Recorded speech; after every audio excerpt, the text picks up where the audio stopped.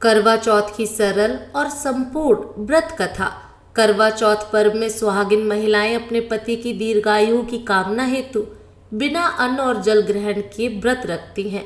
शाम को चांद देखने के बाद पति के हाथों जल ग्रहण कर व्रत का पारण किया जाता है। इससे पहले पूरे विधि विधान से पूजा अर्चना की जाती है।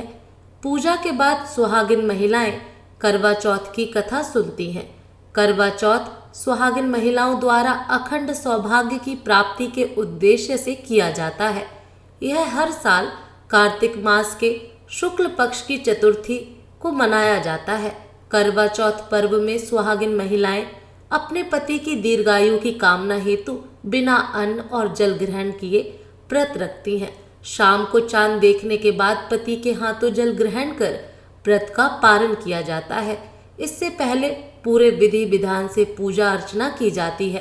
पूजा के बाद सुहागिन महिलाएं करवा चौथ की कथा सुनती हैं। मान्यता है जो भी स्त्री इस व्रत कथा के पाठ को सुनती और कहती है उसे सौभाग्य प्राप्त होता है। बहुत समय पहले की बात है, एक साहूकार के 7 बेटे और उनकी एक बहन करवा थी। सभी 7 भाई अपनी बहन से बहुत प्यार करते थे, यहाँ तक कि वे पहले उसे खाना खिलाते और बाद में स्वयं खाते थे। एक बार उनकी बहन ससुराल से मायके आई हुई थी। शाम को भाई जब अपना व्यापार व्यवसाय बंद कर घर आए तो देखा उनकी बहन बहुत व्याकुल थी। सभी भाई खाना खाने बैठे और अपनी बहन से भी खाने का आग्रह करने लगे, लेकिन बहन ने बताया कि उसका आज करवा चौथ का निर्जल व्रत है और वह खाना सिर्फ चंद्रमा को देखकर उसे अर्घ देकर ही खा सकती है। चूंकि चंद्रमा अभी तक नहीं निकला है, इसलिए वह भूख प्यास से व्याकुल हो उठी है। सबसे छोटे भाई को अपनी बहन की हालत देखी नहीं जाती और वह दूर पीपल के पेड़ पर एक दीपक जलाकर चलनी की ओट में रख देता है और दूर से देखने पर वह ऐसा प्रतीत होता है कि जैसे चतुर्थी का चांद उदित हो रहा हो। इसके बाद भाई अपनी बहन को बताता है कि चांद निकल आया है, तुम उसे अर्घ देने के बाद भोजन कर सकती हो। बहन खुशी के मारे सीढ़ियों पर चढ़कर चांद को देखती है, उसे अर्घ देकर खाना खाने बैठ जाती है। वह पहला टुकड़ा मुंह में डालती है तो उसे छींक आ जाती है, दूसरा टुकड़ा डालती है तो उसमें बाल निकल आता है और जैसे ही तीसरा टुकड़ा मुंह में डालने की कोशिश करती है तो उसके पति की मृत्यु का समाचार उसे मिलता है। वह बौखला जाती है। उसकी भाभी उसे सच्चाई से अवगत कराती हैं कि उसके साथ ऐसा क्यों हुआ। करवा चौथ का व्रत गलत तरीके से टूटने के कारण देवता उससे नाराज हो गए हैं और उन्होंने ऐसा किया है। सच्चाई जानने के बाद करवा निश्चय करती है कि वह अपने पति का अंतिम संस्कार नहीं होने देगी और अपने सतीत्व से उन्हें पुनर्जीवन दिलाकर रहेगी। वह पूरे 1 साल तक अपने पति के शव के पास बैठी रहती है, उसकी देखभाल करती है। उसके ऊपर उगने वाली सुईनुमा घास को वह एकत्रित करती जाती है। 1 साल बाद फिर करवा चौथ का दिन आता है। उसकी सभी भाभियां करवा चौथ का व्रत रखती हैं।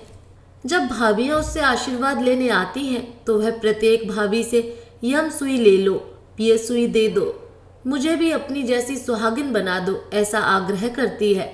लेकिन हर बार भाभी उसे अगली भाभी से आग्रह करने को कह चली जाती है। इस प्रकार जब 6 नंबर की भाभी आती है तो करवा उससे भी यही बात दोहराती है। यह भाभी उसे बताती है कि चूंकि सबसे छोटे भाई की वजह से उसका व्रत टूटा था, अतः उसकी पत्नी में ही शक्ति है कि वह तुम्हारे पति को दोबारा जीवित कर सकती है। इसलिए जब वह आए तो तुम उसे पकड़ लेना और जब तक वह तुम्हारे पति को जिंदा न कर दे उसे नहीं छोड़ना। ऐसा कहकर वह चली जाती है। सबसे अंत में छोटी भाभी आती है। करवा उनसे भी सुहागिन बनने का आग्रह करती है, लेकिन वह टाल मटोली करने लगती हैं। इसे देख करवा उन्हें जोर से पकड़ लेती है और अपने सुहाग को जिंदा करने के लिए कहती है। भाभी उससे छुड़ाने के लिए नोचती है, घसीटती है, लेकिन करवा नहीं छोड़ती है। अंत में उसकी तपस्या को देख भाभी पसीज जाती है और अपनी छोटी अंगुली को चीरकर उसमें से अमृत उसके पति के मुंह में डाल देती है। करवा का पति तुरंत श्री गणेश कहता हुआ उठ बैठता है। इस प्रकार प्रभु कृपा से उसकी छोटी भाभी के माध्यम से करवा को अपना सुहाग वापस मिल जाता है। हे श्री गणेश, माँ गौरी, जिस प्रकार करवा को चीर सुहागन का वरदान आपसे मिला है, वैसा ही सब सुहागिनों को मिले। करवा चौथ के व्रत में भगवान शंकर, माता पार्वती, कार्तिकेय गणेश और चंद्रदेव की पूजा अर्चना होती है। एक तावे या मिट्टी के बर्तन में चावल, उड़द की दाल, सिंदूर, चूड़ी, शीशा, कंघी, लाल रिबन और रुपए रखकर किसी बड़ी सुहागिन महिला या अपनी सास के पांव छूकर उन्हें भेंट करें। करवा चौथ की पूजा के लिए एक स्टील या ब्रास की थाली का इस्तेमाल करें। इसमें रुई को तेल में डुबोकर चिन्ह बनाएं। इसी थाली में चावल और कुमकुम अलग अलग रख लें। थाली में ही पूजन के लिए दीपक, धूप बत्ती सहित अन्य सामान रखें। मिट्टी के करवों में पानी भरकर रख लें।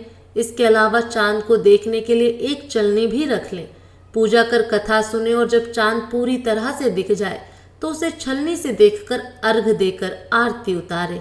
इसके तुरंत बाद अपने पति को उसी छलनी से देखें। करवा चौथ व्रत कथा के बाद जरूर पढ़ें ये आरती। ओम जय करवा मैया, माता जय करवा मैया, जो व्रत करे तुम्हारा पार करो नैया।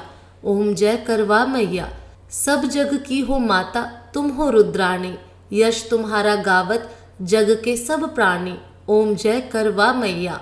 कार्तिक कृष्ण चतुर्थी, जो नारी व्रत करती, दीर्घायु पति होवे दुख सारे हरती। ओम जय करवा मैया। प्रेम से बोलो करवा मैया की जय।